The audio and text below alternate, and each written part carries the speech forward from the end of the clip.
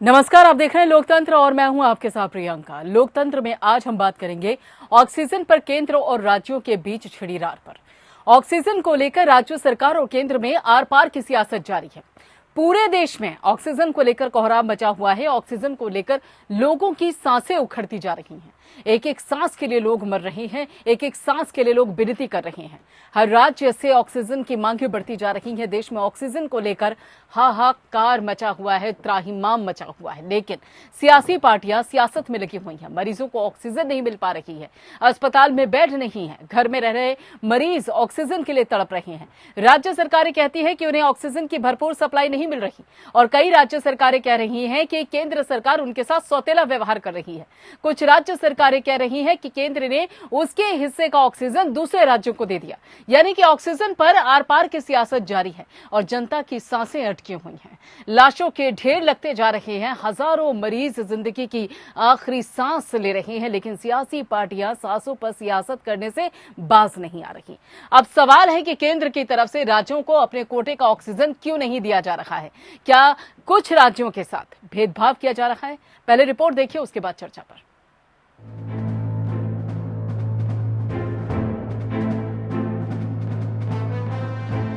देश की राजधानी दिल्ली में कोरोना वायरस से कोहराम मचा हुआ है। इस वजह से कोरोना और आईसीयू बेड्स के साथ ऑक्सीजन को लेकर भी संकट गहराता जा रहा है। और इसी बीच ऑक्सीजन की सप्लाई को लेकर अब राज्य सरकार और केंद्र सरकार में ब्लेम गेम शुरू हो गया। अरविंद केजरीवाल सरकार ने दिल्ली हाईकोर्ट में कहा कि केंद्र सरकार की वजह से ऑक्सीजन का संकट खड़ा हुआ है और इसके बाद पलटवार करते हुए केंद्र सरकार ने दिल्ली सरकार को ही जिम्मेदार ठहरा दिया। राम मनोहर लोहिया अस्पताल में रिकॉर्ड 6 दिन के समय के अंदर ये जो पीएसए प्लांट है, ये डीआरडीओ की मदद से लगाया गया है और इस अकेले प्लांट की सहायता से करीब 2.5 मैट्रिक टन के करीब जो है ऑक्सीजन का जनरेशन हो रहा है। इसकी जो जनरेशन के बाद जो पाइप है उसको लिक्विड ऑक्सीजन के हमारे पाइप के साथ जोड़ दिया गया है और अस्पताल की ऑक्सीजन रिक्वायरमेंट्स को पूरा करने के लिए उसका 1/4 जो कंपोनेंट है वो अस्पताल खुद स्वयं अब इस प्लांट की मदद से पूरा कर पाएगा।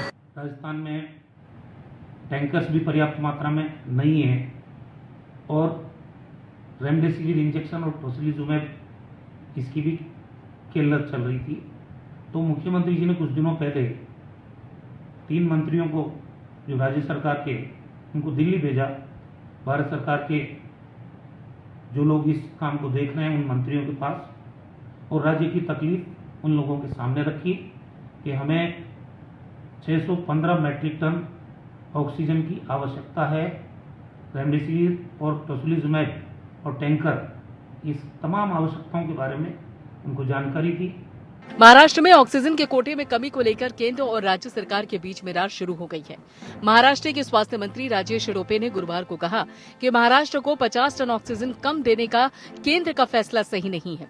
उन्होंने कहा कि मुख्यमंत्री इस पर केंद्र से बात करेंगे।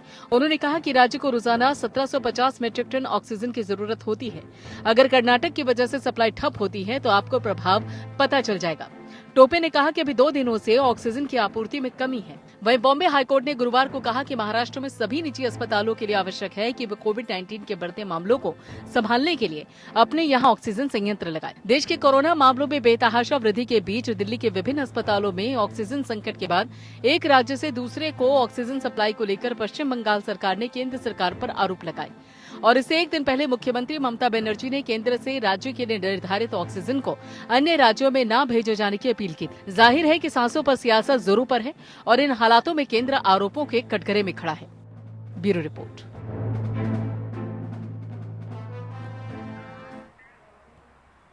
जी हां, ऑक्सीजन को लेकर लगातार सियासत बनी हुई है। ऑक्सीजन को लेकर केंद्र सरकार और उसके साथ ही राज्य सरकार आमने सामने है। यहां तक कि मामला सुप्रीम कोर्ट में। सुप्रीम कोर्ट ने भी सीधे सीधे केंद्र सरकार को फटकार लगा दी कि आखिर यहां पे दिल्ली के साथ नाइंसाफी क्यों, दिल्ली के साथ सौतेलापन क्यों। और दूसरी तरफ अगर देखा जाए तो गैर बीजेपी शासित राज्य भी लगातार केंद्र सरकार पर यह आरोप लगा रहे हैं कि वो उनके साथ सौतेलापन कर रहे हैं।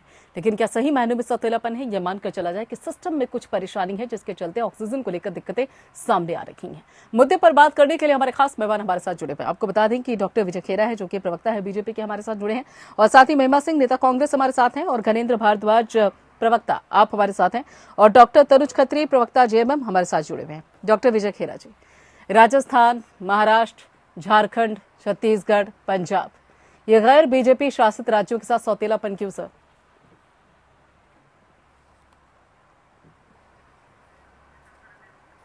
ठीक है, उन तक शायद मेरी आवाज नहीं पहुंच पा रही है अभी, लेकिन यहाँ पर दूसरे मेहमान भी हमारे साथ हैं। महिमा सिंह जी, आखिर सौतेलापन का आरोप ही लगाया जाएगा या फिर जो अपने ऊपर जिम्मेदारियां हैं, अपने कंधे पर जिम्मेदारियां हैं, जो कि बतौर जो गैर बीजेपी शासित राज्य है उनके जो मुख्यमंत्री हैं, उनकी भी तो कुछ जिम्मेदारी बनती है ना? आखिर उनको भी तो कुछ प्लानिंग करके रखनी चाहिए थी, या केंद्र के भरोसे ही? केंद्र की का दायित्व है अनुच्छेद 21 के हिसाब से उसके अनुसार पॉलिसी बनाने का। प्रियंका जी, पॉलिसी बनाना केंद्र का उत्तरदायित्व था, वो उसके लिए जिम्मेदार हैं और उससे वो अपना पल्ला नहीं झाड़ सकते हैं बिल्कुल भी। वो भी तब जब पहले डॉक्टर मनमोहन सिंह चिट्ठी लिख चुके हैं, सोनिया गांधी जी चिट्ठी लिख चुकी हैं, और आज हमारे माननीय नेता राहुल गांधी जी ने चिट्ठी लिख के ये कहा है सरकार को कि मैं ये चाहता हूं कि ये जो कोविड की सुनामी देश को पूरे तरीके से घेरे हुए है और अपना आघात इस देश पर करने से नहीं रुक रही है बिल्कुल भी, उसमें जो मैं ये सुझाव दे रहा हूं, इन्हें टाइम बाउंड तरीके से अपनाया जाए। जिसमें उन्होंने कहा है कि साइंटिफिकली ट्रैक करना चाहिए वायरस को, और इसके जो म्यूटेशन हो रहे हैं इन्हें साइंटिफिकली ट्रैक करना चाहिए। वहीं दूसरी ओर यदि आप देखें प्रियंका जी, तो सरकार ने एम्स के अंदर इस बात के लिए बजट एलोकेट कर दिया है कि भाई ओमकार या गायत्री मंत्र का उच्चारण करने से कोविड का उपचार होगा कि नहीं, इसके ऊपर रिसर्च की जाए। एक तरफ तो देश महामारी से जूझ रहा है, दूसरी तरफ जो सरकार है वो इस तरह के अपने एक्सपेरिमेंट से प्रयोग अब कर रही है ऐसी आपातकालीन स्थिति में।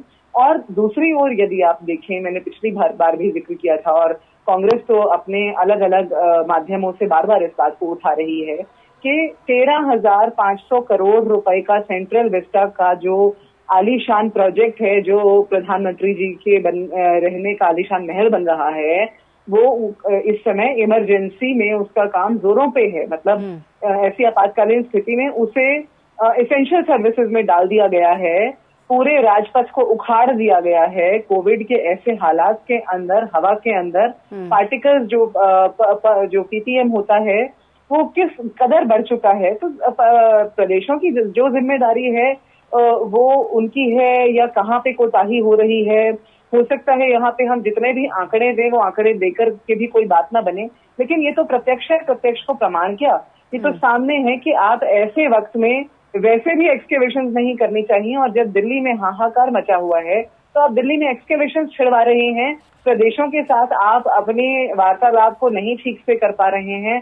चलिए एक मिनट के लिए हम मान लेते हैं, हो सकता है प्रदेश गलती पे होंगे, हो सकता है प्रदेशों ने पॉलिसी नहीं बनाई, लेकिन ये क्या, ये सेंट्रल विस्टा का काम कौन सी इमरजेंसी है, इसका जवाब क्या जरा देंगे? नहीं, प्रदेशों को आप बड़ी आसानी से नहीं, प्रदेशों को आप बड़ी आसानी से क्लीन चिट देती हुई जा रही है यहाँ पे महिमा जी। आखिर आपने कहा कि चलिए ठीक है, प्रदेशों ने काम नहीं किया, लेकिन केंद्र सरकार को सोचना चाहिए। मैं बिल्कुल भी नहीं प्रियंका जी, मैं बिल्कुल भी नहीं क्लीन चिट दे रही हूँ। मैं ये कह रही हूँ ये हर सरकार की जिम्मेदारी होनी चाहिए। लोगों के देह और प्राण की सुरक्षा अनुच्छेद 21 के तहत ये मौलिक अधिकार है, और ये उत्तरदायित्व हर सरकार का है, हर उस चुने हुए प्रतिनिधि का है जिसे अपना कीमती वोट देकर के हम जो आम जनता ने, आवाम ने बैठाया है अपना प्रतिनिधित्व करने के लिए, चाहे विधानसभा में या चाहे लोकसभा में, चाहे फिर उससे आगे वो किसी न किसी कारण से राज्यसभा में बैठे हुए हैं। तो उन लोगों का कार्य है हमारा प्रतिनिधित्व करना। लेकिन ये क्या हम देख रहे हैं कि 33,000 करोड़ रुपए का जो बजट एलोकेशन वैक्सीनेशन के लिए इस बार निर्मला सीतारमण जी ने बंगाल की लाल पार की साड़ी पहन करके किया था संसद के अंदर, वो बजट का एलोकेशन तो कहीं दिखाई दे ही नहीं रहा है। लेकिन उसके दूसरी तरफ हम देख रहे हैं 13,500 करोड़ रुपए का सेंट्रल विस्टा बन रहा है। 20,000 करोड़ में से 13,500 की जो 13,500 करोड़ का जो सर्विस है उसे एसेंशियल सर्विस में लाया गया है, जिसमें हजारों जो कर्मचारी हैं वो वहां पर आ रहे हैं। 180 वाहनों को परमिशन मिली है गैर कानूनी तरीके से, इसका उत्तरदायित्व कौन करेगा? ठीक है, सभी सरकारों का उत्तरदायित्व है, लेकिन बाकियों से तो उत्तर तब मांगेंगी ना सरकार जब खुद कर्तव्य परायणता के साथ काम करेगी। ठीक है डॉक्टर विजय खेरा जी, इससे पहले कि मैं अपना सवाल आपसे पूछूं, यहाँ पे आपने महिमा सिंह जी की पूरी बात सुनी होगी, उम्मीद है कि तब तक आपके पास आवाज पहुंच गई होगी। है आपके पास कोई जवाब?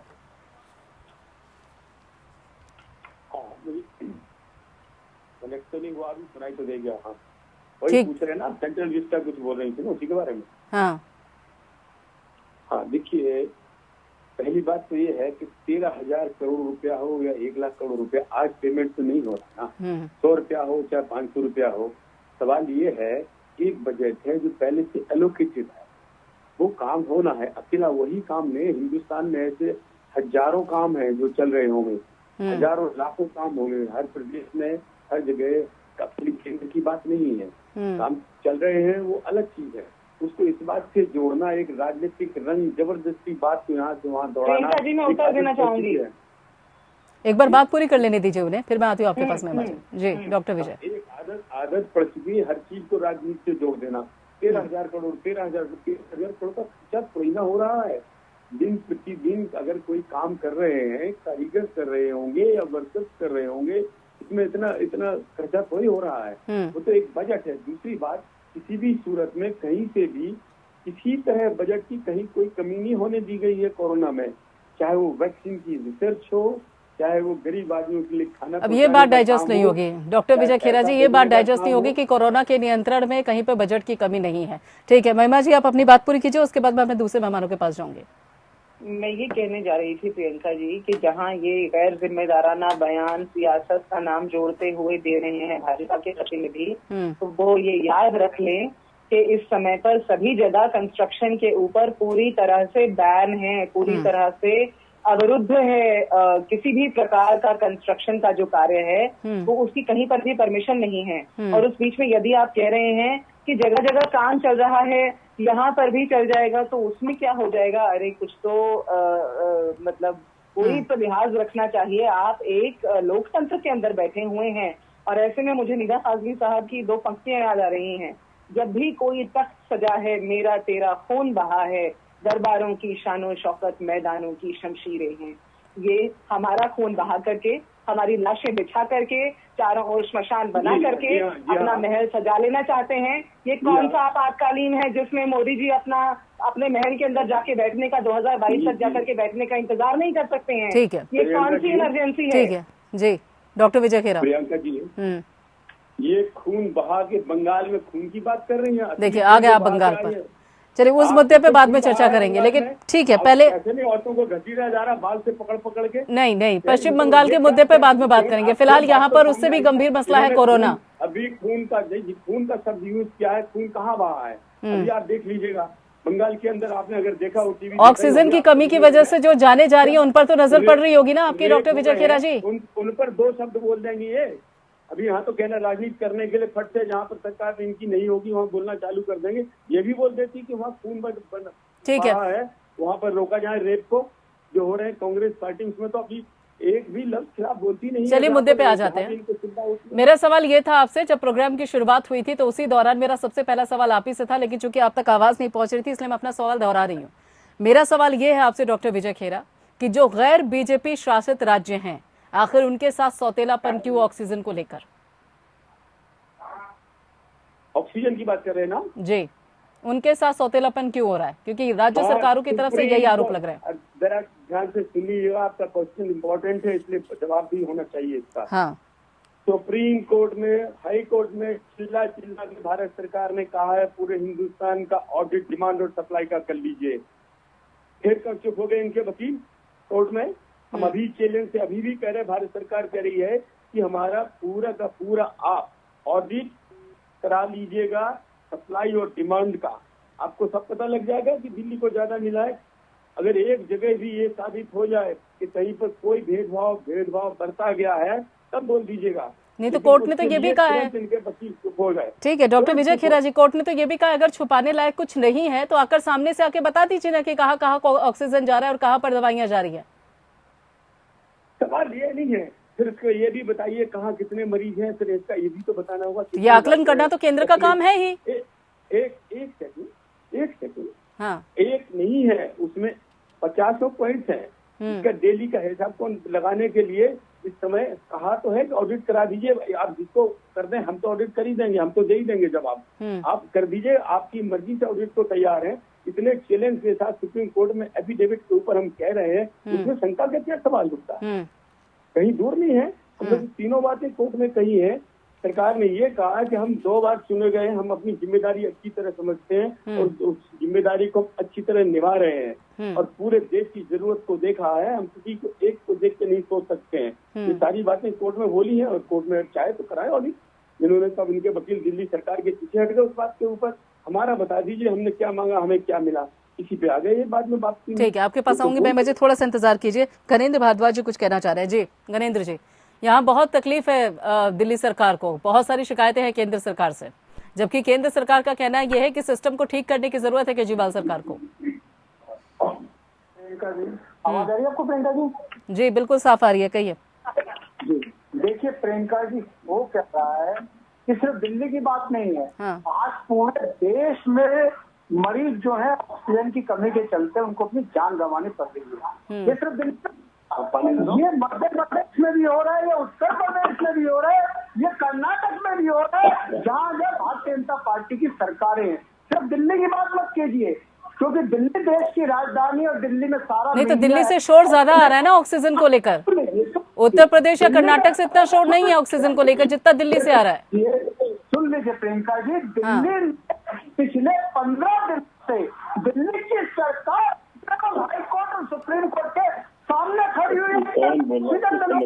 दिल्ली के लोगों को तरसते हुए देखते हैं तो हमें लोग ऑक्सीजन की कमी के चलते अपनी जान गंवानी पड़ती है। आज भी दिल्ली को 976 मेट्रिक टन ऑक्सीजन चाहिए और कितनी रही है 730 मेट्रिक टन में।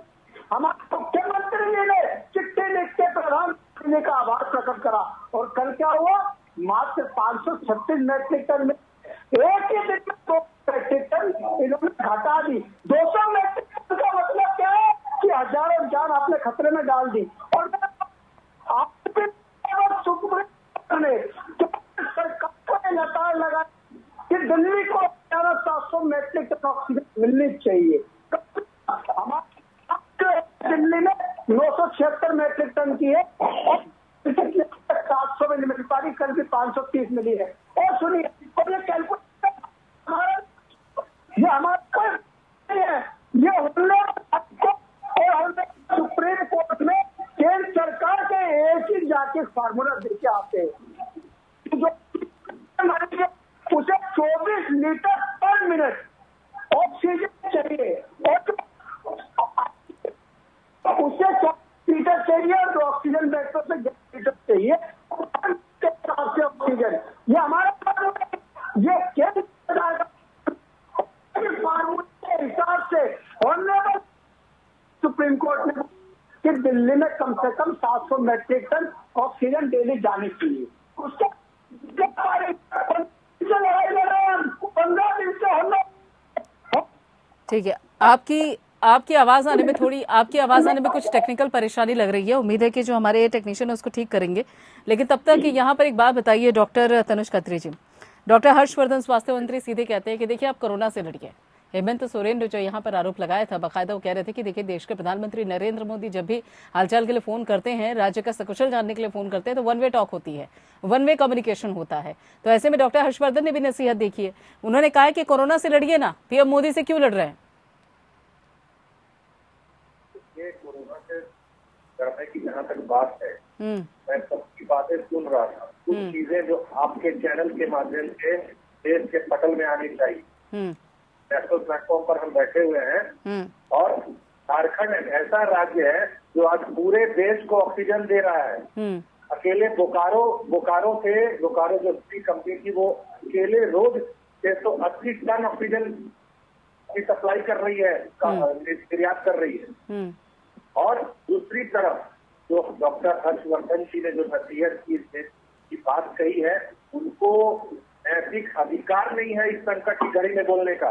और बिल्कुल माननीय हेमंत सोरेन जी ने जो कल अपनी बातों को सोशल मीडिया के प्लेटफॉर्म पे रखा है और उन्हें बताने का काम किया कि किस तरीके से देश के प्रधानमंत्री सिर्फ अपनी मन की बात करते हैं। वो इस कदर नशे में चूर हैं, सत्ता के नशे में चूर हैं।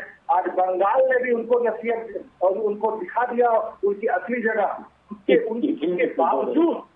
उसके बावजूद प्रियंका जी जो सीक्वेंसिंग मेथड के माध्यम से इस देश की एजेंसी ने दिसंबर माह में बताने का काम किया था कि दूसरा वेव आएगा, उसको पैसे उस एजेंसी को वो सरकारी संस्था को पैसे तक नहीं दिए गए। और उसके बावजूद जनवरी फरवरी में अभी जो तीसरा वेव आने वाला है, थर्ड म्यूटेंट आने वाला है, उसकी भी जानकारी प्रधानमंत्री को थी। उसके बावजूद 5 राज्यों में चुनाव हुए और नतीजा सबके सामने है। और प्रधानमंत्री को कम से कम इस वक्त राजनीति नहीं करके या किसी भी केंद्रीय मंत्री को राजनीति नहीं करके राज्यों की ओर देखना होगा। उसको ऑक्सीजन, हर तरीके का ऑक्सीजन उसको प्रोवाइड करना होगा। सिर्फ आप अपना राजनीतिक ऑक्सीजन लेने के लिए बड़े बड़े वादे करते हैं। अब बिल्कुल उनको अपने मन की बात छोड़ करके काम की बात करनी चाहिए। इसी का उल्लेख हेमंत सोरेन जी ने कहा और मैं समझता हूं कि बाकी जो इस पैनल पे बैठे हैं वो भी इससे सहमत होंगे। क्या आप इनको एक खुदा बना रहे हैं? इनको एक भगवान का दर्जा दिया जा रहा है कि इनके खिलाफ कोई बोलना नहीं चाहेगा या कोई बोले नहीं इनके खिलाफ। ये नैरेटिव सेट करने का काम कर रही है भारतीय जनता पार्टी कि प्रधानमंत्री के खिलाफ अगर किसी ने कुछ बोल दिया या सवाल कर दिया तो मानो भगवान से सवाल हो गया, भगवान के की खिलाफत कर दी, खुदा की खिलाफत कर दी। ये नैरेटिव सेट करने की जरूरत नहीं है, काम करने की जरूरत है। मैं फिर दोहरा रहा हूँ, अकेले झारखंड खुद को ऑक्सीजन नहीं दे पा रहा है लेकिन पूरे देश को ऑक्सीजन दे रहा है, महाराष्ट्र से लेकर तमिलनाडु तक, केरला तक। ठीक है, आपने यहाँ पे चुनाव को लेकर बात कही थी, तो लेकिन उस दौर को भी याद करना जरूरी है जब झारखंड में बाकायदा उपचुनाव को लेकर उस दौरान भी काफी रैलियां भी हो रही थी। वो दौर भी याद करने की जरूरत है। लेकिन ये बात भी सही नहीं है अगर देखा जाए तनुज जी कि अगर झारखंड को ऑक्सीजन की जरूरत है तो झारखंड को भी ऑक्सीजन मिलना चाहिए। ये नहीं है कि वहां पे जरूरत है तो दूसरे स्टेट को फॉरवर्ड किया जा रहा है लेकिन झारखंड की जरूरत का ख्याल नहीं रखा जा रहा, क्योंकि वो जरूरत का ख्याल रखना भी बेहद जरूरी है कि इससे पहले कि वहां पे विकट परिस्थितियां हो। डॉक्टर विजय, सवाल बहुत सारे हैं यहाँ पर, विपक्ष की तरफ से भी और गैर बीजेपी शासित राज्यों की तरफ से भी। हेमंत सोरेन ने भी साफ तौर पे कहा कि जो कम्युनिकेशन होता है देश के प्रधानमंत्री नरेंद्र मोदी के साथ वो वन वे कम्युनिकेशन होता है। भूपेश बघेल भी इस बाबत पहले ही आवाज उठा चुके हैं, वो भी कह चुके हैं कि वो सिर्फ अपनी कहते हैं, हमारी नहीं सुनते हैं। इस समय सवाल खाली ये था कि राय क्या है और वो राय यहाँ पर हर प्रदेश की सारी हर दूसरे दिन आती है। प्रधानमंत्री के पास नहीं आती है, वो राय संबंधित मंत्रालयों के साथ, हेल्थ मिनिस्ट्री के साथ आती है। नहीं तो कहाँ से पता लगेगा किसकी क्या डिमांड है, किसको क्या देना, किसकी क्या समस्या है, कहाँ बेड लगना है।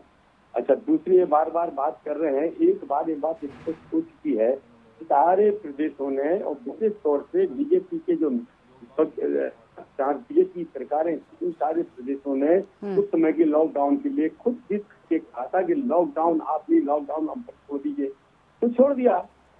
तब भी हम दोस्त प्रधानमंत्री को, तब भी दोस्त सरकार को, दिल्ली की जहां तक बात रही अभी, तो अभी भी हाई कोर्ट ने दिल्ली को ये कहा है कि सुविधाएं आप दे नहीं सके, इलाज आप कर नहीं सके, यानी पोल शब्द यूज किया, यू बीन एक्सपोज्ड बोला है दिल्ली गवर्नमेंट। चलो आपकी पूरी पोल खुल गई और सामने आ गई, your facilities are well settled बोला है, पूरी चरमराई व्यवस्थाएं आपने सुविधाएं नहीं पैदा की। तो अब जब इस समय ये ऑक्सीजन मांग रहे थे, उसका एक सिस्टम था। दिल्ली में जब शॉर्टेज हुई थी, डॉक्टर्स लोग इनको कह रहे थे, अस्पताल से लिख के दे रहे थे, तब तक ये बस 15 तारीख तक चिल्लाते रहे कोई शॉर्टेज नहीं है, इन्होंने भेजी नहीं। अब आप डिमांड नहीं भेजी, 17 को बोलते हैं शॉर्टेज को, 17 को बोलने का 20-22 में कैसे हो जाएगा हजारों मेट्रिक टन जो आप बोल रहे हैं? नहीं, पूरे हिंदुस्तान की डिस्ट्रीब्यूशन है। देखिए, अगर आप कोर्ट की बात कर रहे हैं डॉक्टर विजय खेरा, अगर आप कोर्ट की बात कर रहे हैं तो जरा कोर्ट के अल्फाजों को भी देखिए। कोर्ट का साफ तौर पे कहना है कि जो यहाँ पे निर्देश दिए गए हैं ऑक्सीजन की सप्लाई को लेकर दिल्ली में, उस बाबत अगर काम नहीं होता है तो कोई ठोस कदम, कड़ा कदम उठाने के लिए हमें मजबूर मत कीजिए। ये जो लाइन है कि हमें कोई ठोस या कड़ा कदम उठाने के लिए मजबूर मत कीजिए, इसकी गंभीरता को समझने की जरूरत है या नहीं? अगर उसकी आवश्यकता होती तो कोर्ट कड़ा कदम उठा ही लेती। एक कोर्ट भी चेतावनी तो दे दी ना। नहीं कहता हूँ, मेरी बात सुनिए आप, कोर्ट भी ये समझ रही है, डिमांड और सप्लाई का सवाल है। दिल्ली में डॉक्टर खेरा रहते हैं या कोई और रहता है, प्रधानमंत्री रहते, तो ये वीआईपी नहीं ट्रीट हो सकता है, भले वीआईपी हो देश का, लेकिन इसको बराबर क्या दर्जे से देखा जाएगा। शॉर्टेज अकेले प्रदेश में नीति आपको मालूम है, इन दिनों में एक्सेप्टेबल है ये, तो ऑक्सीजन हुई सडनली केसेस बढ़ने से और कई लोगों के नहीं बताने से, प्रदेश की गलतियों से भी शॉर्टेज थी, तो शॉर्टेज को मैनेज करना था, मैनेज के लिए किसी तरह का ऑडिट कर लीजिएगा। लेकिन हम दिल्ली सरकार की जो व्यवस्था की बात है वो तो स्पष्ट सामने आई हुई है कि आपके पास सुविधाएं थी नहीं और आप डिमांड करते जा रहे थे। आज राम मनोहर लोहिया में कल 200 नए बेड चालू हो गए, 222 आईसीयू चालू हो गए, नए ऑक्सीजन प्लांट चालू हो गया, डीआरडीओ ने भी इसमें हेल्प की है।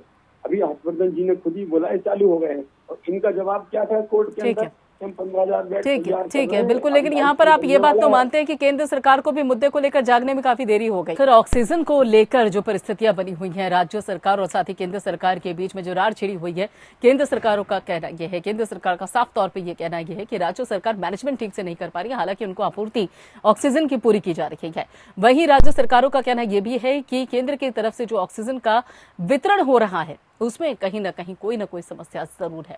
आखिर समस्या वो है क्या? इस मुद्दे पर बात करने के लिए हमारे खास मेहमान हमारे साथ जुड़े हुए हैं। महिमा सिंह जी, लगातार विपक्ष ये आरोप लगाता आ रहा है, विपक्ष का कहना यह है कि केंद्र सरकार मनमानी कर रही है, केंद्र सरकार कोरोना की स्थिति को लेकर ठीक से संभाल नहीं पा रही है, विफल होता जा रहा है सिस्टम भी और उसके साथ साथ केंद्र सरकार भी। लेकिन क्या आपको नहीं लगता कि अगर सरकार की तरफ से मनमानी हो रही है और केंद्रीय प्रशासनिक अमले की तरफ से मनमानी हो रही है, तो एक विपक्ष की भी एक तरीके से विफलता है, क्योंकि वो दबाव, वो प्रेशर नहीं बन पा रहा है जिसकी जरूरत है। महिमा जी,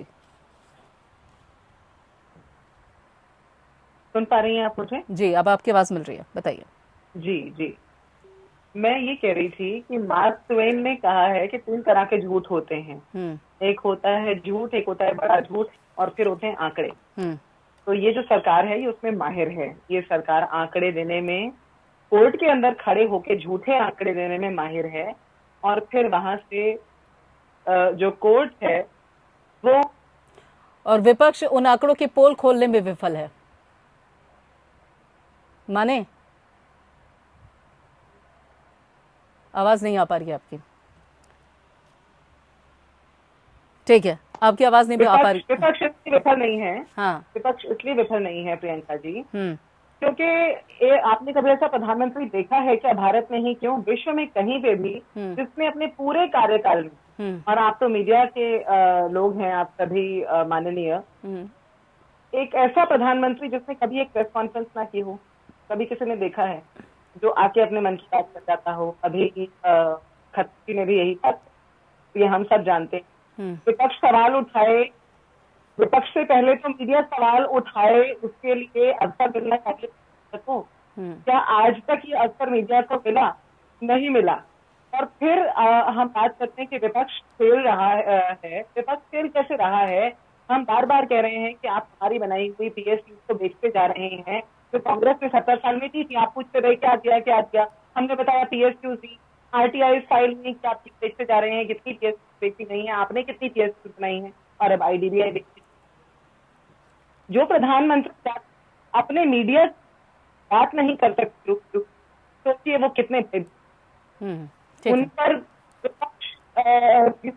दबाव तो तभी बनता है, किसी तरह का दबाव, किसान किसी भी तरह का दबाव जब आकर के बात सुनने को बाकी होंगे, वो बात करने का चैनल, लेकिन वो तो इतने से भरे हुए हैं, उनके लिए ना ये आवाज रखती है, ना क्या मायने रखती है, ना विपक्ष मायने रखता है, ना कोई किसान मायने रखते हैं, कोई उनके लिए सिर्फ वो उनके वजीर, ये 2 ही लोग मायने। ठीक है, गणेंद्र भारद्वाज जी, कोर्ट ने आपसे कहा था कि जो मुंबई का ऑक्सीजन सप्लाई सिस्टम है उससे जरा सीखिए, उससे जरा सीखने की जरूरत है कि किस तरह से ऑक्सीजन को लेकर बाकायदा एक प्रक्रिया, एक सिस्टम बनाया गया है। बात की गई क्या वहां पर? आवाज मिल रही है आपको गणेंद्र जी? प्रियंका जी आवाज आ रही है? हाँ, बताइए। प्रियंका जी, सबसे पहले तो मैं आपको कहना चाहता हूँ कि अच्छी सीख कि कहीं से भी अगर सीखना चाहिए। कोर्ट ने एक मुंबई मॉडल बात करी, मुंबई मॉडल में फर्क है। मुंबई में जो मरीज और दिल्ली में जो मरीज है, तो आप देखोगे जो हॉस्पिटलाइज ऑक्सीजन चाहिए, ऑक्सीजन बेड पे मुंबई में उससे और महाराष्ट्र का प्लांट है, महाराष्ट्र बनती है दिल्ली में और हॉर्नेबल के अंदर हाई कोर्ट बाकायदा की तरफ से आते हैं, आते हैं एफिडेविट में तकरीबन 5,000 जो है ऑक्सीजन पे, तकरीबन 5,000 आईसीयू में 5,000 पर मिनट 11 लीटर और जो 7 लोग जो पे हैं लीटर ऑक्सीजन उसकी कैलकुलेशन दिल्ली सरकार भी केंद्र सरकार आता है हमने अलग से और जो नर्सिंग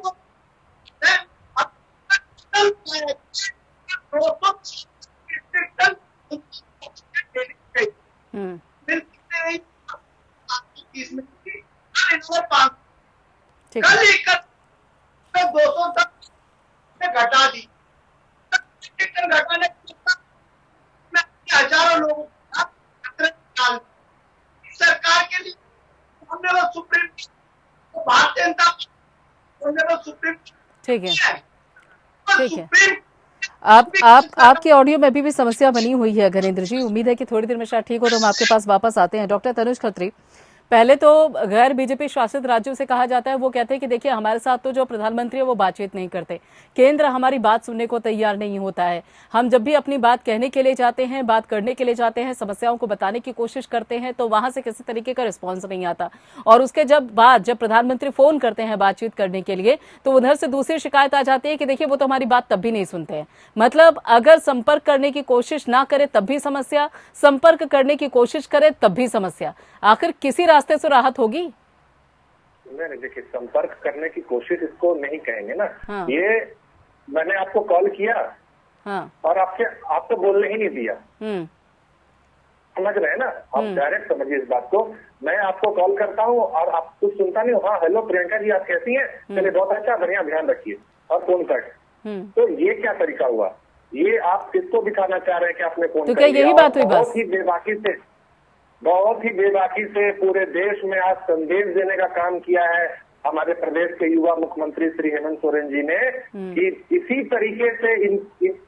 तरीके से ऐसे अहंकारी लोगों की बातों को सामने लाने की जरूरत है कि देखिए किस तरीके से सौतेबाज करते हैं। जब इनको मध्य प्रदेश में कांग्रेस की सरकार गिरानी होती है तब तो ये संपर्क साध लेते हैं, उनसे जाकर के मिल लेते हैं। और आज पैंडेमिक है, ये कोई हाय हेलो के लिए किसी का कॉल नहीं आएगा, किसी के पास नहीं जाएगा। अगर झारखंड भी अगर केंद्र से संपर्क कर रहा है तो कोई ये फ्रेंडली टॉक नहीं हो रहा है, ये आपदा की घड़ी है। और आपदा की घड़ी में भी अगर कोई आपकी बात नहीं सुनेगा तो स्थिति और भयावह हो जाएगी। आज झारखंड पूरे राज्य, पूरे देश को ऑक्सीजन दे रहा है, और उसके बावजूद भी अगर आप झारखंड जैसे जो संपदाओं से भरा हुआ जो प्रदेश है, जो अकूत संपदा है, जहां तक हर कुछ अब हम दे रहे हैं पूरे देश को, विश्व को, और आप उसकी बात को अनसुना करेंगे प्रधानमंत्री जी, तो ये देश की जनता बर्दाश्त नहीं करेगी। आपको आने वाले 2024 में आप तो इतने हड़बड़ाए हुए हैं। मैं आपको एक वाक्य बताता हूँ जो कि हमारे कांग्रेस की साथी प्रवक्ता बता रही थी कि किस तरीके से विस्टा प्रोजेक्ट की हड़बड़ी है। मैं इसका जवाब देता हूँ इनको क्यों हड़बड़ी है। क्योंकि 2022 के बाद ये उस जगह पे बैठने के योग्य ही नहीं होंगे, इसीलिए वो चाहते हैं 2024 में ये वहां बैठ ही नहीं पाएंगे, इनको बहुमत ही नहीं आएगा। इसीलिए वो चाहते हैं कि 2022 में ही हम अपने दिल की इच्छा पूरी कर ले और 20,000 करोड़ रुपए से जो रायसीना हिल पे जो भवन बन रहा है उसमें बैठ के अपने अपने जिंदगी की आखिरी इच्छा पूरी कर ले। और ठीक इसी तरीके से झारखंड विधानसभा का जब भवन बना था तो इनके जो भारतीय जनता पार्टी के मुख्यमंत्री थे उन्होंने भी यही करने का काम किया था। दोबारा जनता ने उनको वहां का मुंह देखने का देखना ही नहीं दिया, हरा दिया। तो यही प्रधानमंत्री के साथ भी होगा। आप जो 20,000 करोड़ का पैकेज जो पिछले साल कोविड में आया था, वो तो असल पैकेज ये था। असल पैकेज ये था ना कि विस्टा प्रोजेक्ट आप अपना बनाना चाह रहे रैसेना हिल में, बना लीजिए। आप 2022 में बैठ जाइए, लेकिन 24 में नहीं बैठ पाइएगा। ये भी देश की जनता सुनिश्चित करेगी। ठीक है डॉक्टर विजय खेरा, जब ऑक्सीजन सप्लाई को लेकर विदेशों से भी मदद आ रही है और अगर देखा जाए तो यहाँ पर भी ऑक्सीजन के उत्पादन के लिए लगातार काम हो रहा है, जैसे कि केंद्र सरकार से कहा जा रहा है, तो आखिर जो ऑक्सीजन आ रहा है बाहर से वो जा कहाँ रहा है? क्योंकि गैर बीजेपी शासित राज्यों का तो कहना है कि उनको पूरा स्टॉक मिल ही नहीं पा रहा है और खुद महाराष्ट्र के स्वास्थ्य मंत्री ये कह रहे हैं कि उनके भी जो कोटा है उनका ऑक्सीजन को लेकर उसमें भी कटौती की जा रही है। कर्नाटक को जो दिया जा रहा है उसकी जो कमी महाराष्ट्र से वहां से ऑक्सीजन बाकायदा लेकर जो कर्नाटक में दिया जा रहा है उसकी भरपाई कैसे होगी फिर? और उधर ममता बनर्जी भी कहती है कि हमारे कोटे का ऑक्सीजन जो है वो बीजेपी शासित राज्यों में जा रहा है। मुझे एक एक लाइन में कई प्रश्न आ गए हैं सामने। हाँ। महाराष्ट्र सरकार के लिए तो इतना ही काफी है कि 8 लाख वैक्सीन ने एक्सपायर कर दी। दिस इज सफिशिएंट, काफी है इतना बता देना। ये कहना उनका वो तो खैर विरोधी दल है, उनको वैक्सीन की एक्सपायरी डेट इतनी कम थी क्या? अब रुक जा भाई, अभी आपकी झूठ बता रहे हैं ना सारी एक एक करके, फिर जवाब दे देना आप। आदत आप कैसे वैक्सीन एक्सपायर कर दी? आप तो खुद अपने कैबिनेट में फंस गए। जो झूठ बोल सर, आप बोल लीजिए बात पूरी कर लेने दीजिए, एक मिनट रुक जाइए तनुज जी। विजय खेरा जी, सर एक के बाद एक झूठ एक साल तक की कितनी पोलें खोलूं मैं? अभी ये बोल रहे हमारी बात नहीं सुनते होते तो कैसे केजरीवाल जी बात करते हुए प्रधानमंत्री से पैरेलल स्पीकर लगा के हिंदुस्तान भर को सुनवा रहे थे। केजरीवाल जी क्या बोल रहे हैं, फिर भी आपकी बात नहीं सुनते, कुछ भी बोल रहे हैं जो मर्जी। अभी ये कह रहे 24 में जनता निपटा देगी। अरे देख लेंगे वो भी, अगर हम सेवक हैं तो हमें जिताएंगे नहीं, तुम देख लेना। क्या हमको धमकी क्या दे रहा हो? हम तो जनता के साथ, जनता के सेवक हैं, इसलिए हम तो आप लोगों से दबते नहीं है, न डरेंगे। समझे? 24 घंटे सेवा करते हैं लोगों की, जनता की टच में की बात। अभी आप कह रहे हैं ये बात कर रहे हैं, हम अभी आपको बता देते हैं, अगर वहाँ आपके है मुझे नहीं पता है। 11 अप्रैल को लागे कहा था मैं लॉकडाउन के पक्ष में नहीं है दिल्ली के मुख्यमंत्री केजरीवाल। 11 अप्रैल को केंद्र सरकार क्या करे, आप कह रहे हैं पक्ष में नहीं है, मत लगाओ, हम क्या कर लेंगे उसमें। 15/4 को ये कह रहे हैं बार बार कह के कि हमारे यहाँ कोई कमी नहीं है ऑक्सीजन की। अब बताइए, चलिए वो तो आपने सुन लिया, अब जब वो कमी को लेकर चिल्ला रहे हैं तो वो भी तो सुनिए ना। क्या उनकी है? नहीं, केजरीवाल जी ने जब ये कहा कि देखिए हमारे पास ऑक्सीजन की कमी नहीं है, वो तो आपने बहुत ध्यान से सुना। और अब जब वो चिल्ला रहे हैं कि देखिए हमारे पास ऑक्सीजन की ज्यादा जरूरत है, वो उसे सुनने से आप क्यों इनकार कर रहे हैं? उसके लिए, उसे सुनाने के लिए उन्हें कोर्ट जाना पड़ता है। जी प्रियंका जी, आपको तो इतना समय हो गया, सब सुनते हो, सबको जानती हो, आप समझती हो, इतना भी जानती है 17 तारीख को वो ऑक्सीजन मांगेंगे तो 22 तारीख को मिल जाएगी क्या? कैसे मिल जाएगी? संभव है ना? हवा से उड़ के नहीं आती है, टैंकर से आती है ये। वहाँ से अलॉटमेंट करके 3 दिन के बाद जाने में लगते टैंकर, 3 दिन आने में लगते हैं। 1 वीक तो तब है जब बिल्कुल एकदम तेजी से काम हो, पर नहीं तो 10 दिन तो लगेंगे। तो कैसे हो जाएगा इसका मैनेजमेंट? और फिर दोष मड़ रहे हैं केंद्र सरकार पे, हर चीज को उठा के केंद्र पे। लॉकडाउन आपने नहीं लगने देते, अस्पताल में बेड आप नहीं बना पाए, और एक ऑक्सीजन की व्यवस्था के लिए जब आपने समय नहीं दिया तो सारी की सारी बातें केंद्र के ऊपर मरे जाते हैं रोज के रोज। बाकी लोगों का सवाल ये कहते हैं कि हमारा झारखंड बनाता है, हमारा आपका झारखंड कोई नहीं बनाता है। प्लांट जहाँ लगे हुए हैं वहाँ बनती है ऑक्सीजन। इसमें अगर झारखंड में ज्यादा लगे हैं तो लगे हैं, या मुंबई में नहीं लगे हैं, उड़ीसा में लगे हैं तो वहाँ लगे हुए हैं। दूसरी बात, अब फिर तो हम वही बात याद दिला रहे हैं, दिल्ली को भी अक्टूबर में 8 प्लांट के लिए अलॉटमेंट कर दिया गया था पिछले साल, और उस दिन से लेके आज तक इन्होंने एक भी प्लांट नहीं लगाया, एक पे भी एनओसी नहीं दी। फिर हमारा दोस्त भी एक से चले जा रहे हैं। तो आप दोस्त देते रहिए, सारी बातें जरा शांत होने दीजिए, अच्छे दिन आने दीजिए, थोड़े दिन पलटने दीजिए। पता नहीं कौन से अच्छे दिनों का आप इंतजार कर रहे हैं, आप पता नहीं कौन से अच्छे दिनों का इंतजार कर रहे हैं विजय खेरा जी। ठीक है, घनेंद्र जी कुछ कहना चाह रहे हैं। घनेंद्र जी जल्दी से। प्रियंका जी, हाँ बताइए, बोलिए। मैं विजय खेड़ा जी को बताना चाहता हूँ, विजय खेड़ा जी थोड़ा सा राजनीति से जवाब दूंगा, बताइए। थोड़े दिन बुला दो, थोड़े दिन के बुला दो। ये पेंडेमिक है, ये किसी को देख रही, और दिल्ली वालों के लिए हमारी कमिटमेंट है, दिल्ली वालों को ऑक्सीजन समय पे मिल जाए, बेड समय पे मिल जाए, आईसीयू मिल जाए। दिल्ली की पूरे देश के लिए जिम्मेदारी बनती है आपकी, और आप हमें मत एक्सक्यूज करो। सुप्रीम कोर्ट ने आपको आज से भी पिछले 24 दिन से कह रहे हो, चिल्लाने से थोड़ी हो जाएगा, झूठ सच नहीं होगा, चिल्लाने से झूठ सच नहीं होगा। करा है आपने कोर्ट के आदेश की अवहेलना करी है। पिछले 10 दिन से दिल्ली हाईकोर्ट कह रही थी कि आप दिल्ली को की जरूरत को ऑक्सीजन दो। आपके सुप्रीम कोर्ट ने कहा है कि दिल्ली को 700 मेट्रिक टन मिलने चाहिए। हमारी जो खपत है दिल्ली की 976 मेट्रिक टन ऑक्सीजन डेली की है। आज भी 50% की जो ऑक्सीजन हमें चाहिए उसकी मिल पा रही है, आज भी पूरी ऑक्सीजन नहीं मिल पा रही। और ये ऑक्सीजन को अरविंद केजरीवाल के घर में नहीं जाएगी, ये ऑक्सीजन मरीजों को मिलेगी। आप भूल जाइए थोड़े दिन के लिए राजनीति, थोड़े दिन के लिए अरविंद केजरीवाल बदला लेना छोड़ दीजिए। आज दिल्ली के 2 करोड़ लोगों का सवाल है, देश का सवाल है। राजनीति बाद में जिंदा रहे, राजनीति नहीं। एक मिनट गणेंद्र जी, ठीक है, एक मिनट गणेंद्र जी, आप भी कुछ अलग नहीं कर रहे हैं, आप भी वही ब्लेम गेम खेलते हुए नजर आ रहे हैं।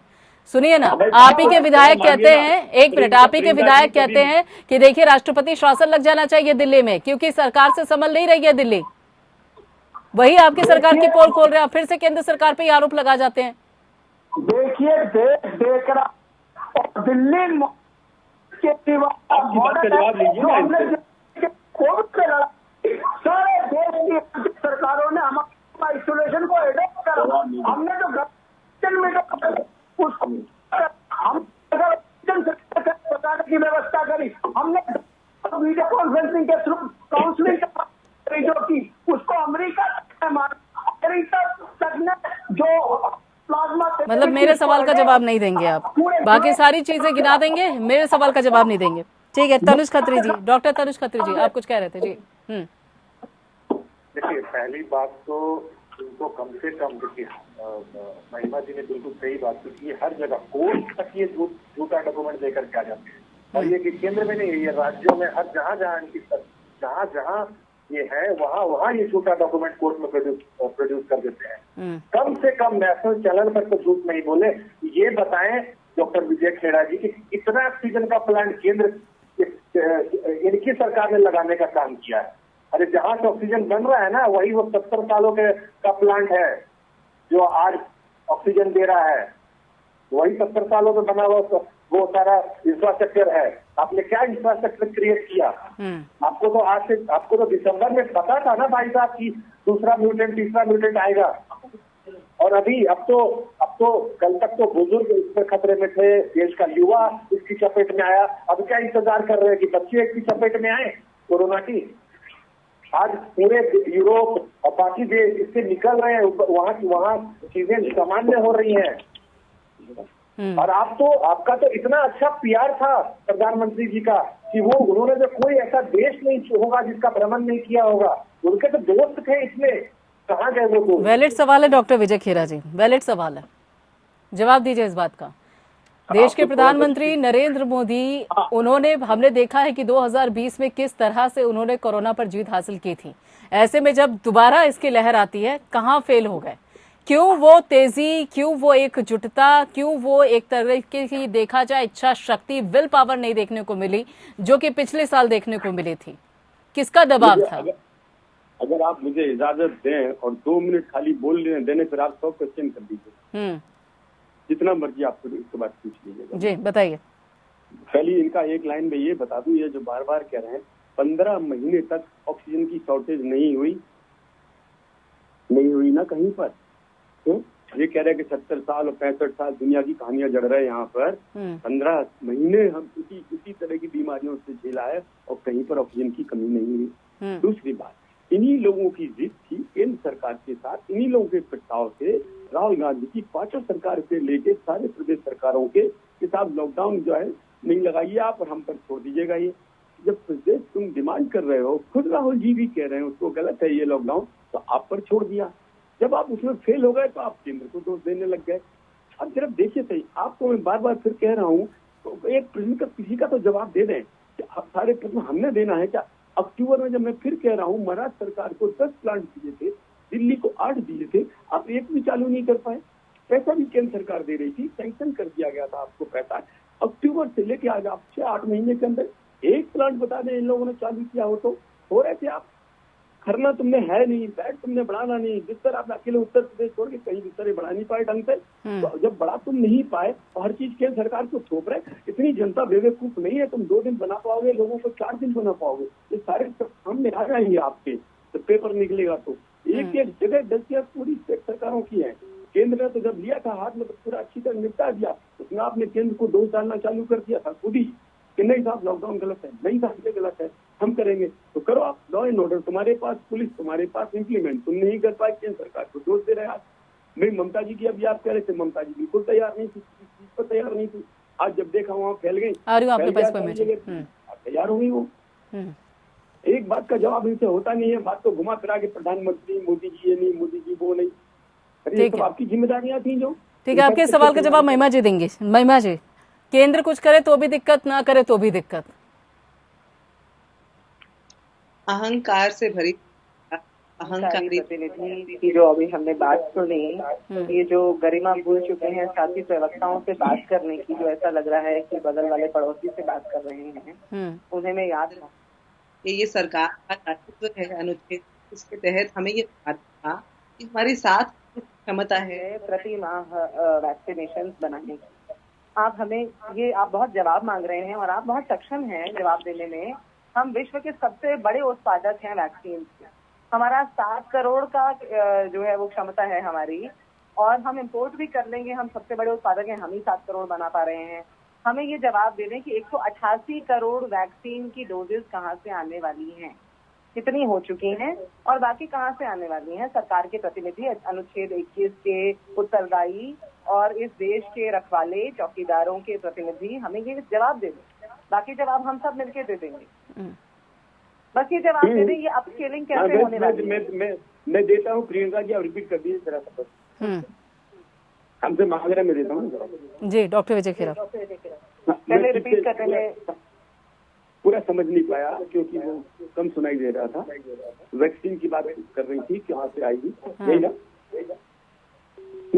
जी यही सवाल है उनका। हाँ, अब से देखिए जरा, जब वैक्सीन बनाई थी उस समय वैक्सीन लगाने के खिलाफ एक मुहिम छोड़ दी कांग्रेस पार्टी ने। प्रश्न बड़ा सीधा सा है, सीधा ही उत्तर चाहिए। एक मिनट मतलब मैं 1.5 मिनट ज्यादा बोलूंगा, 1.5 मिनट में बता दूंगा। आपने पूरी की पूरे, मुझे नहीं पता कौन बैठा पोस्ट में, कांग्रेस पार्टी ने एक मुहिम छेड़ दी कि वैक्सीन 2 ट्रायल में है, ये वैक्सीन कारगर नहीं है, लोग मरेंगे इससे, और मोदी जी ने जल्दी में कर दिया। ये इनका जवाब था। तो वैक्सीन लगाने वाले लोग नहीं थे, हमारे पास वैक्सीन सरप्लस थी। 700 करोड़ की क्षमता एक थी, 1 करोड़ की क्षमता एक थी हमारे पास। तब भी 500 करोड़ के लिए हमने पूरा प्रोग्राम बना दिया था। सरप्लस हमने दुबई या भूटान या किसी अपने मित्रों को दे दी थी उस समय, क्योंकि नहीं था हमारे पास इतना। दूसरी बात, आप कहना बड़ा आसान है, 135 करोड़ लोगों के लिए वैक्सीन लगना है, समय नहीं लगेगा बनने में क्या? अभी तो उतने हैं ना, आपको नहीं लगा। 1 मिनट, आपसे लगाने नहीं जाएंगे ना वैक्सीन, वही लोग तो लगाएंगे। तो क्या रातों रात ट्रेंड हो जाएंगे लोग? ठीक है, उनको ट्रेनिंग नहीं देनी होती है, ठीक है, पहुंचाने के लिए एक तरीका होता है। ठीक है विजय खेरा जी, ठीक है डॉक्टर विजय खेरा जी, ठीक है। अब 1 मिनट रुक जाइए जरा, 1 मिनट रुकिए विजय खेरा जी। डॉक्टर विजय खेरा जी, बहुत कम समय मेरे पास, एक आखिरी सवाल बस, और बहुत संक्षिप्त में जवाब दीजिएगा। देखिए 2020 में जो परिस्थितियां बनी हुई थी, उस दौरान देश के प्रधानमंत्री नरेंद्र मोदी ने बहुत ही अच्छे तरीके से पूरी स्थिति को संभाला और देश को कोरोना के जाल से बाहर निकाला। देश की जनता बड़े खुश थे कि देखिए क्या प्रधानमंत्री चुना है हमने, कि जिन्होंने, जहां पूरी दुनिया सफर कर रही है वहां पे हमारे प्रधानमंत्री ने कोरोना के जाल से देश को आजाद कर दिया। अब जब वही जनता सफर कर रही है उसी की दूसरी लहर से, तो वो उम्मीद भरी निगाहों से किसकी तरफ देखेगी? बहुत ठीक है, किसकी तरफ देखेगी बताइए ना मुझे। नहीं वो तो देखिए, हम बताएं, वो उनकी तरफ तो ज्यादा देखेगी क्योंकि उन पर भरोसा जनता का है। बिल्कुल, और अब वही भरोसा टूट रहा है। अब वही भरोसा अगर टूट रहा है तो इसके लिए कौन जिम्मेदार होगा? ये उनके ऊपर भरोसा है, लेकिन जब ये सारी चीजें सरकार, प्रदेश सरकारों ने अपने हाथ में ले ली, नहीं है। प्रधानमंत्री देखिए, बंद कर दिए, जिस पर जनता ने 2020 में भरोसा किया था ना, उस पर भी वो अभी भी भरोसा करेगी। लेकिन अगर वो भरोसा इसी तरीके से टूटता रहेगा, जब केंद्र राज्य सरकारों पे टालती रहेगी और कोर्ट की तरफ से बार बार फटकार लगेगी, तो उस जनता का भरोसा टूटेगा फिर। नहीं प्रियंका जी, ये केंद्र सरकार टाल नहीं रही है, हम संविधान के खिलाफ नहीं जा सकते हैं। आपने बंगाल में देख लिया, हम कुछ नहीं कर पाए इतने कत्लेआम के होने के बावजूद। एक सीधी सी बात है डॉक्टर विजय खेरा जी, बहुत सीधी बात है कि पिछली बार जब देश के प्रधानमंत्री नरेंद्र मोदी ने पूरी बागडोर अपने हाथ में ली तो वही जनता उम्मीद करी थी कि इस बार भी वही चमत्कार देखने को मिलेगा, लेकिन उसे नहीं देखने को मिल रहा है, अच्छे दिन उसे नहीं देखने को मिल रहे और इस पर मंथन करने की जरूरत है। फिलहाल बहुत बहुत शुक्रिया आप सभी लोगों का, बस टाइम खत्म हो चुका है मेरे पास। बहुत बहुत शुक्रिया आप सभी लोगों का इस चर्चा में शामिल होने के लिए। तो यहाँ पर अब देखना ये होगा कि ब्लेम गेम चलता रहेगा या फिर ऑक्सीजन को लेकर इस कोरोना की मार से क्या देश की केंद्र सरकार या जितनी भी सरकारें हैं स्टेट में, वो क्या अपनी जनता को इस कहर से निकाल पाएंगे, सबसे बड़ा सवाल है, लेकिन जवाब अभी भी नहीं। फिलहाल इतना ही, बाकी खबरों के लिए आप जुड़े रहिए एबीएन के साथ।